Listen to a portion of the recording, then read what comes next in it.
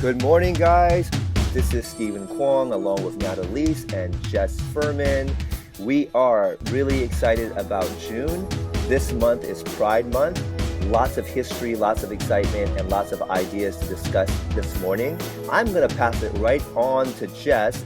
Tell us what Pride Month is and what it means. Yeah, well, I mean, most people think, glitter and parties and, just fabulous parades, which is definitely a big part of it. That's the celebratory part of it. But it actually is rooted in riots that took place in 1969 in New York in Greenwich Village. There, back then it was still illegal to be gay in pretty much every state, I think, other than or just even to be queer, just non hetero, and I think pretty much every single state other than Illinois at the time. So, what would end up happening is, and not many people know this history, but there were all these gay clubs that were run by the mafia that paid off a lot of I had paid off a lot of the police, right? And then every once in a while they'd do these raids and come in and arrest a bunch of people. And, you would be arrested for being gay, for holding someone's hand of the same gender. It's interesting to see how far we've come, and 1969 is not that far away. But, in this period of time, was June 28th, 1969. Basically, the riots kind of began. Like there was a raid on Stonewall, which is one of the clubs, the Stonewall Inn in Greenwich Village. And they fought back. Everybody fought back, and it started all of these riots and kind of just sparked this whole thing. So, so it's turned into this amazing celebratory month, which is incredible. But it's really rooted in this just this giant push of this moment when it was kind of, if people had enough. They wanted to be able to just love who they want to love and have relationships and not get arrested for it.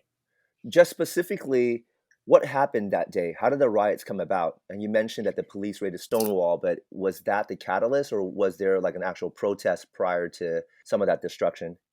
No, there was just an uprising. There was basically just an uprising when they stormed. Like people started throwing bricks, and it's interesting because the history of this is there's like Latinx and trans and the evolution of like gay rights and or LGBTQ rights. Now with the letters are, I think, LGBTQIA plus. Uh, in terms of just this whole kind of rainbow spectrum. Back then it's like people forget even that, yeah, trans were involved, and the trans community has been historically kind of the underdog of this whole pride movement, in terms of just this rollout of rights, like gay rights in terms of lesbians and homosexual men kind of rolled out first, and then you see what's happening in the news even recently with like every time there's administrative switch, trans healthcare rights get scaled back, and there's issues in terms of just being able to go into different bathrooms. And so trans is kind of, it's interesting to look at the history of Pride because, it basically just, they raided this club, the police raided this club, and instead of just kind of going silently into the night, people started throwing bricks, and it sparked all these riots, and it kind of like sparked this whole just like undercurrent of, I think, just anger and frustration over this just cyclical event where in a day, I was reading the history of it recently. Actually, it's really fascinating. I don't know if you guys know this. So the mafia were running all these clubs, right? So there was gay clubs, and they would pay off the corrupt police, but what they would also do is they would track any affluent uh you know club goers that were gay, and they would also shake them down and extort them for money, to You're not out them kidding. in public. Yeah, so it was this kind of whole little like racket they had going on where, like, if you wanted to be able to be in a place where you could go to these underground clubs because you were not straight, you could go to these places that the mafia owned, but they're also, yeah, tracking you, and if you were affluent, they would shake you down, and because if you were outed, you would be arrested. It's not just in different areas where maybe there are religious stigmas against homosexuality, or not just anything that's not heteronormative. Yeah, it was illegal to be gay. You could be arrested for it. I mean, it just blows my mind, actually. Jess, when you say illegal, are we actually talking about laws like legislative policies that says that if you are defined as a gay person, that is against the law and you will be jailed and imprisoned? Is that what you're Hmm. referring to? Yeah, there were like lewd. There was like a whole slew of. There's a larger class of these laws that were like. Now, have you ever heard of these laws? Like, it's like lewd. It's like lewdness. It's like there were some of these like kind of like character conduct laws that weren't just necessarily didn't just necessarily relate to sexuality or gender identity, but yeah, they were like So lewdness they're laws. gonna catch you on like a nuance, or they're gonna Yes, define it that way, right? yes. And then and get you because what you're doing is considered lewd in their definition of it. Yep, publicly Yeah. lewd. It's publicly lewd conduct, essentially, is what it would be. So these are umbrella policies that makes it easy for anyone in a position of power to get you if they want to because they define you as such under this broad spectrum. Yeah, I mean, at the time, yeah, at the time, for sure. Like, and those were a lot of things that got repealed, and in terms of like having to have extra protections set forth where you can't discriminate, against, specific, I mean, you look at like the laws that came about in terms of just gender equality, right? And the history of like, being considered, a slave being, what was it, three-quarter person, like we had all of these legislative things that like classified different groups of peoples in different ways. So a lot of the legislation that comes out that assures rights for certain, I think oppressed populations, or they're necessary because a lot of these other laws were put in place that could be interpreted. I mean, we have vagrancy laws, I think, that are still on the book, on the books, where you could be arrested for walking out the your front door without, a license in your pocket. There are all these little things that could be used. The Jim Crow laws, like, some of them are overtly oppressive to specific, minority groups or underrepresented groups, but some of them, yeah, like lewdness and vagrancy laws were just enforced in certain ways that specifically oppressed specific communities. To the best of your knowledge, Jess, are some of these laws still intact in some states or are they all gone now? I mean, so, protections like, there's been massive legislation the last couple of years where there's protections for, was it like the last couple of years that passed? This was one of the things with like the Trump administration that their position was to not have protections for people in terms of being. So like, I think that there are a lot of anti-discriminatory laws on the books where like you have protections as an employee, for example, you can't be fired for X, Y, and Z. And they had added in there, you can't be fired for, being gay or, just anyone that falls into the spectrum, non-heteronormal spectrum. And so that was a big deal because, in certain areas, like, and this is where it comes down to like religion in certain areas, like, that's been the big fight is like, well, if my religion says that this is wrong or punishable by death, like, why should I have to be an equal opportunity employer? So, yeah, there have been, a lot of laws more recently that I think have aimed to correct that. But, it's just like kind of like the abortion conversation, that there's certain social issues that every administrative switch, everyone kind of like grits their teeth a little bit and wonders like which direction this is all going to go in. And I know the biggest one at the moment is trans rights, because that's something that's been definitely in the last, I would say, God, 4 or 5 years, really kind of come to the forefront of people's awareness as to how much oppression. I mean, think about trans in the military or gay in the military. Don't ask, don't tell. Right? That wasn't necessarily the rule. Was you could be fired, you could be released from the military for being Right. gay, but the middle ground was just don't ask, don't tell. But then you're reinforcing this concept that you have to somehow hide who you are, and it just, otherwise you're going to be released from service. So yeah, it's kind of crazy. It's definitely not in the rear view mirror that far. And yeah, I mean, Pride Month is so much fun. Just to see these celebrations, but it's rooted in just this incredible movement that got sparked back in 1969, where yeah, it was just kind of like people just stood up and were like, enough, like we don't want to have to live in fear and hide in these underground clubs. Like why can't we be free to love who we want to love or be who we are? Just for some of us that are maybe less aware, describe the acronyms. I mean, I think the acronyms they keep expanding. What do they mean?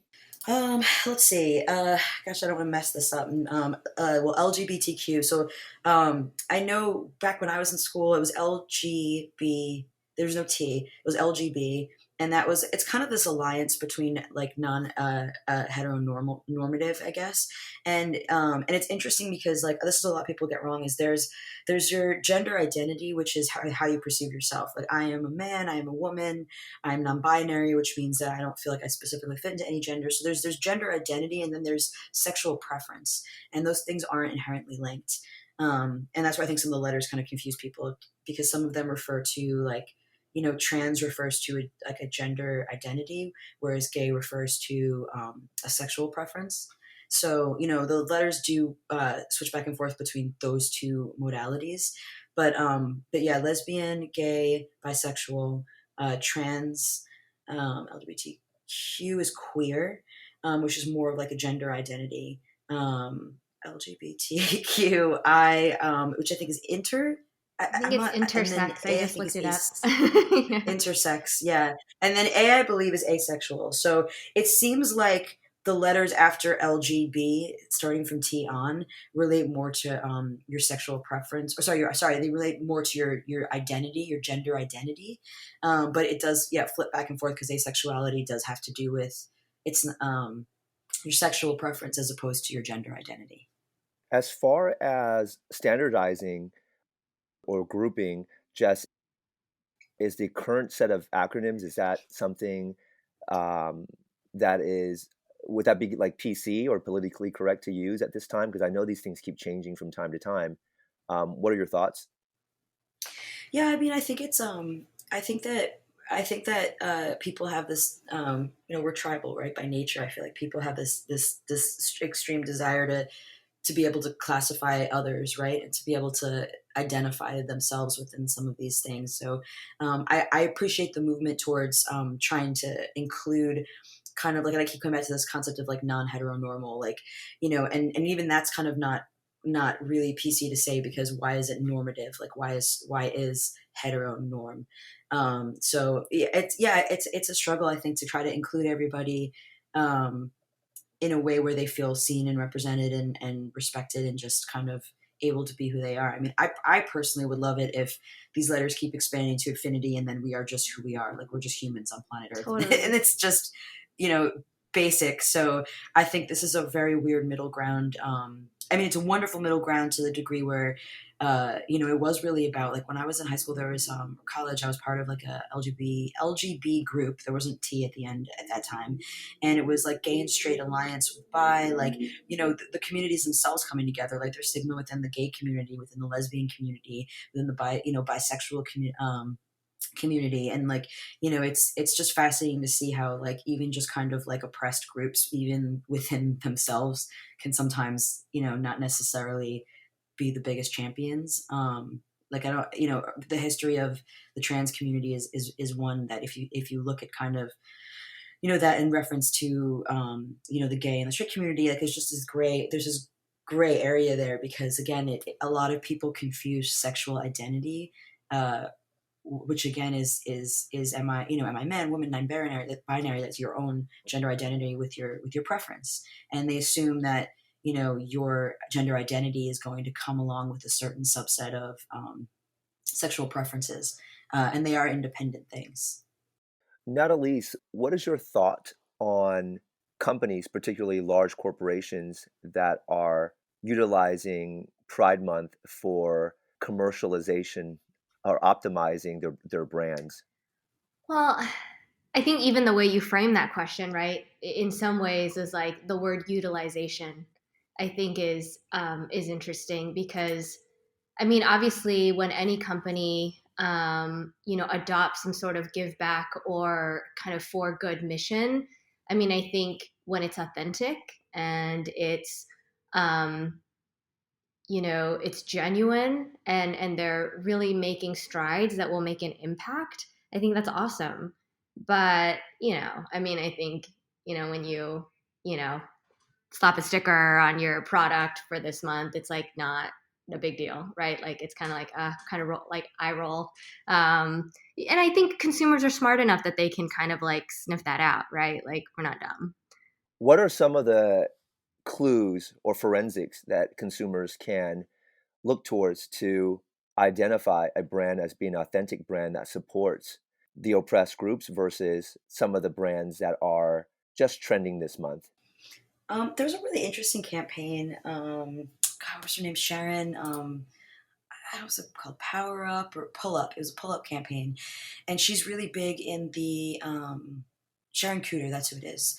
Um, uh, she did this incredible thing where she's in the fashion industry. She's a woman of color, and classically represented, right, underrepresented population in terms of how we market, right? Like white skin, and people don't look at it, but like, they're all there's the beauty industry is just rife with in fashion, like, specific, you know, races, right, in terms of just like what's being presented and what's being marketed to, and it's gotten a lot better. But Sharon had this like kind of like pull up for change campaign, which was amazing, and she actually asked major fashion companies and brands to not just like claim that they were going to be uh, adopting equitable hiring practices, kind of on the heels of like the Black Lives Matter movement that happened, with George Floyd. But she's like, put your money where your mouth is. A pull up for change campaign. I want to see your numbers. Post your numbers on your hiring and your demographics.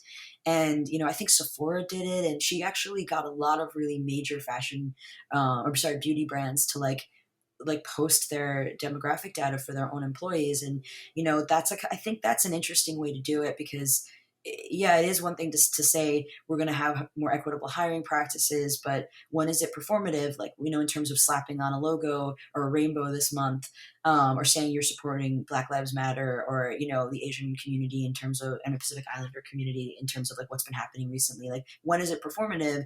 And then when do the numbers actually back up the fact that if you're a corporation and you're going to be marketing more, I think that's front facing, so you can see if their ads are representative of a wider underrepresented population. But in terms of equitable hiring practices, like, it was a really interesting thing that she did, and she had enough cachet, which was so fascinating, for these corporations to actually post some of their demographic data, and be able to say, here's where we're starting from, but here's where we'd like to go. I don't know, what do you guys think about that? I think that it's necessary.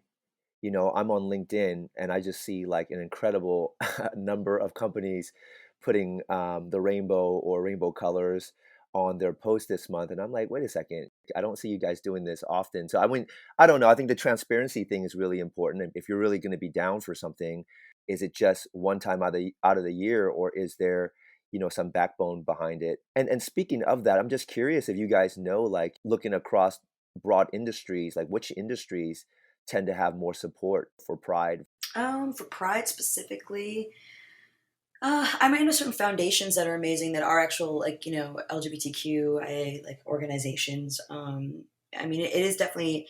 I would say this would be interesting about the liquor brands, because the liquor brands are the first thing to promote all of these parties and these events, and to change their label and post rainbow labels. And I don't necessarily Really? know. Yo, yeah, and I I didn't don't know that. necessarily. Oh, huge, huge. Because think about how big of a party culture it's become for this kind of summer, like the summer parades and the celebrations, and like Pride's like a Mardi Gras of sorts, right? At Yeah. this point. And yeah, the liquor brands have really gotten in on it, but they've gotten in on it in a way where, like, yeah, they'll do rainbow labels and things, and support and promote parties. But I don't know if that necessarily, again, like, what does that mean? Do they slap it on a logo? They're sponsoring a party. Like, what are their equitable hiring practices? Do they actually have people who are from the queer community representative within their own higher ranks? Like, what does that look like? So I mean, that part I don't necessarily. No, I will say, like, there've been a lot of initiatives in the entertainment industry. I know that Viacom just did a massive announcement at the end of last year, where they were doing an inclusivity initiative, where they pledged, I think it was like $100 million, maybe more, specifically towards uh, supporting production companies that were either women run, BIPOC run, LGBTQ. They wanted to heavily invest in production companies that could create content that was created by people who are representative of those communities. So they did a bunch of partnerships that they announced at the end of last year. So things like that, I think, are, that's a visible way of saying, like, okay, you're investing, you already actually are, you are taking this money and investing it in these stories being able to be told, so that in the next year we're going to start to see media that's representative of these communities, but also these stories are being told by the people whose stories they are, which is another thing that's been underrepresented, at least in entertainment. But I think it's easier in entertainment to see where that, and front facing ads in campaigns for brands, it's a little harder to see, I think, I know in the business structure, right? Like even just women executives, where are women represented behind the scene, where are, minorities represented behind the scenes in higher executive echelons. Like, that's the part where I think it's tricky, because these are the people that are pulling the strings, and this isn't where the visibility is. Yeah, I was just gonna say, it doesn't surprise me that the entertainment industry is out front with this stuff. I'm wondering, what about consumer health and beauty brands, Natalie? Do you have any stats on that? Yeah, well, I mean, look, if you look at executives in beauty and skincare, I mean, you won't um, you'll easily find women, right? There are a lot of women founders, and I think it's really cool, like in that way that it's one of the industries where women founders aren't uncommon. So that's awesome, and I think like in entertainment. And I think in kind of creative kind of sectors, I think there's sort of this openness um, to the LGBTQIA community, and I think there are some of those initiatives do seem more authentic because the people who are running the companies or involved in the companies identify as such, right? And that's not uncommon either. I think where it's a little bit more of like a head scratcher is like Steve, like, earlier when you said like, fintech company or, but I think it's important for the large, I mean, on the flip side of that, right? Like it's important for us as a larger community to be like, okay, like instead of being like, that's weird, to be like, okay, well, at least they're trying, because we all need to try in order to kind of move, to make it move forward, to make the initiative or our initiatives move forward. Um, you For know, sure. No, I agree with that. The best time to do something was yeah, yesterday, and then the next best time to do something right, is today. So better yeah, late than never. Um, I'm just curious, Jess, you provide a lot of context and a lot of history. What do you think are some of the things that we should be doing as a society to move forward and to bring more justice, and just, authentic righteousness to this movement? I mean, it's a good question. I mean, I think like, I think that I think it's an inclusivity thing in general, right? Like I love that there's Pride Month and Black History Month, and they're Women's History Month. Like I love that there are all these things because there's so many stories that I think people um, don't know about, and it's raising awareness and visibility. But I don't know. I feel like we've talked about this before in terms of financial literacy. I feel like there's an element of like communicative literacy that like we don't give our kids in schools necessarily, like teaching them um, about each other's differences, and also at the same time like this human commonality, right? Like we're all human beings like that have like mothers and fathers and maybe kids someday, and we're going to all participate in this economy, in this social group. Like we're all in this, right? Whether people want to be in it or not. And I think there are a lot of areas where it's exposure, right? So, I'm from New York, fairly liberal. I live in Los Angeles, fairly liberal. Like these are pockets where it's great to step out and participate in these events, but they're not necessarily areas that require a lot of convincing or I don't know. I think there are areas that are a lot more tolerant, I think, and inclusive just by nature. I mean, and by design. But I think, yeah, I mean, I think like programming that targets areas where people just don't have exposure to different kinds of people, and not necessarily having it just be about being, LGBTQ or being a person of color, like maybe even be someone who's disabled, like being underrepresented in some way, right? Finding ways to kind of integrate with our school systems on a national level, exposure, right? Exposure to just different people and different ideas. It's a lot harder to have, uh, I think, a prejudice against someone when they're sitting next to you, and instead of it being all black people or all gay people, you're sitting next to a gay person or a black person, and you're having a conversation or sharing a coffee with them, or like I don't know. I think for me, I feel like it's you kind of have to target people. It's great to do like the bigger stuff. I think what I love about what's happening in the entertainment industry is exposing people to stories, like even in terms of like what we're seeing, with people of color and different roles, right? Like it's not token black person or even just token gay person, as some sort of a butt of a joke in media, right? Which defines a lot of our perceptions of how things are. Like I think that the media is way ahead of what our culture is in terms of exposing people, from that end where you see it and it starts to normalize it a lot more. And I do think that's going to start to change things. But I don't know. I feel like programming that's boots on the ground and goes into areas where people, it might be more of a Yeah. homogenous element of society. Like just it's so much harder to hate someone that you've been taught to hate when you actually don't have any exposure to that group and why you hate them if you really, meet someone from Totally. that group. I can't So agree with you more. And like, a story sort of like, I remembered something. So one of my best friends, her daughter, um, grew up, was born in LA, but they now live in sort of Oakland, Piedmont area. So both very liberal places, of course.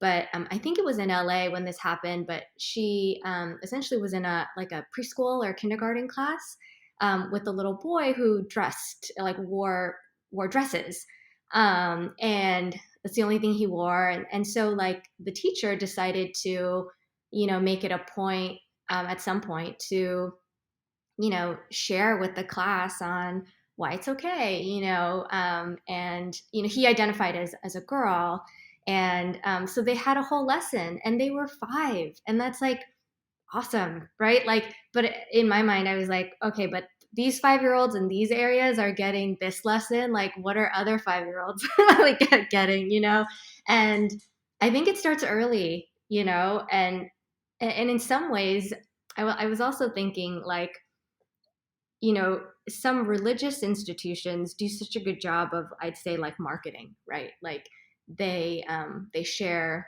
their stories, right? And they share the passion and the vision of like what their religion is, and they're definitely boots on the ground, right? Like, and um, I think on the flip side, with any kind of messaging, you know, uh, of and any thought sort of like leadership, in some ways, like if you want to share that message, you have to be boots on the ground too. Right? And yeah, yeah, and so it's like, 100%. well, maybe there should be a nonprofit that, goes to schools, like you said, in sort of, kind of homogenous communities to kind of spread the good word. You see what I'm saying?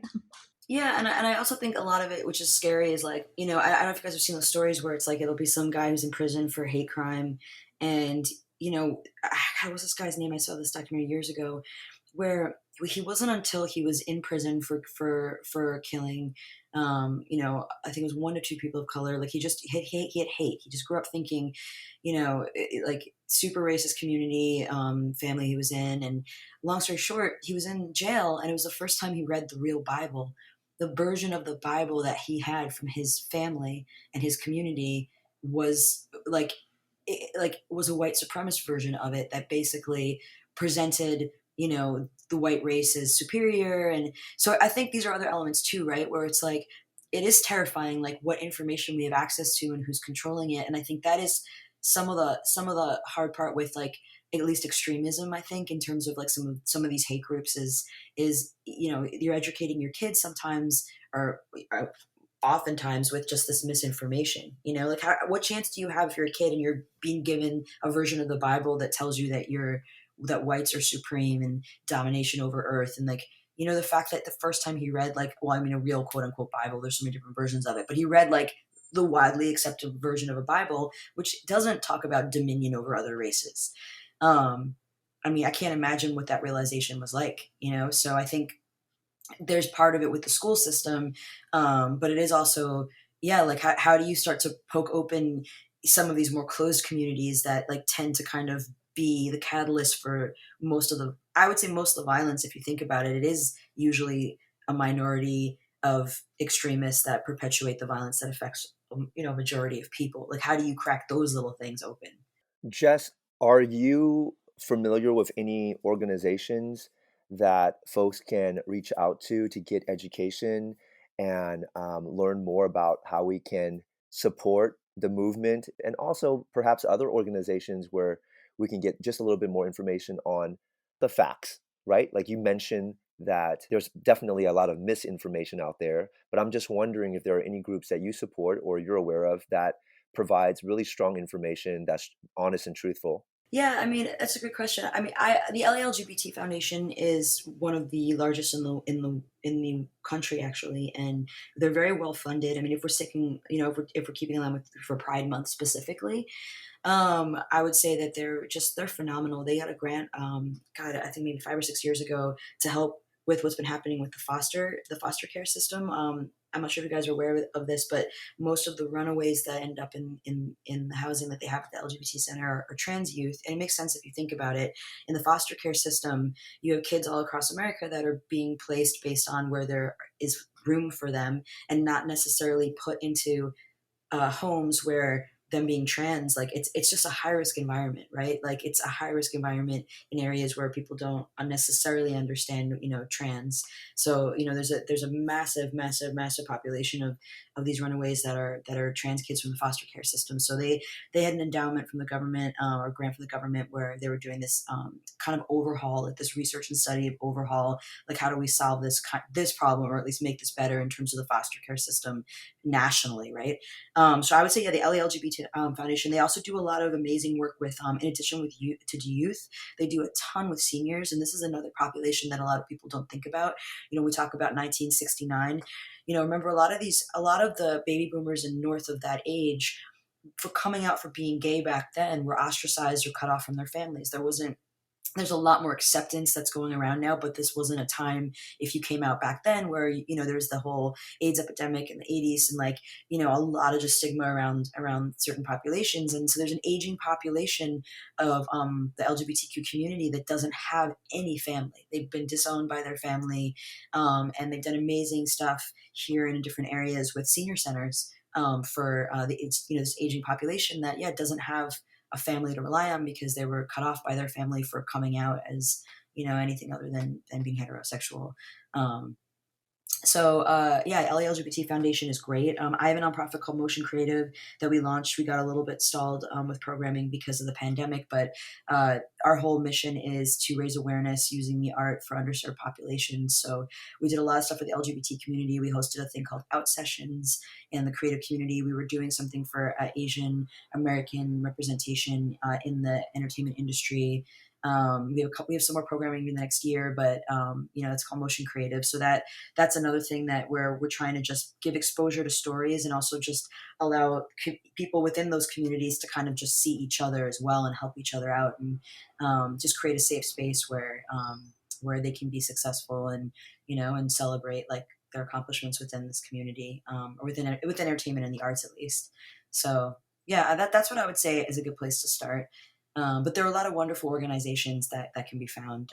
I think depending on what you're passionate about, in terms of advocacy, and where you want to put your time in helping people that need help.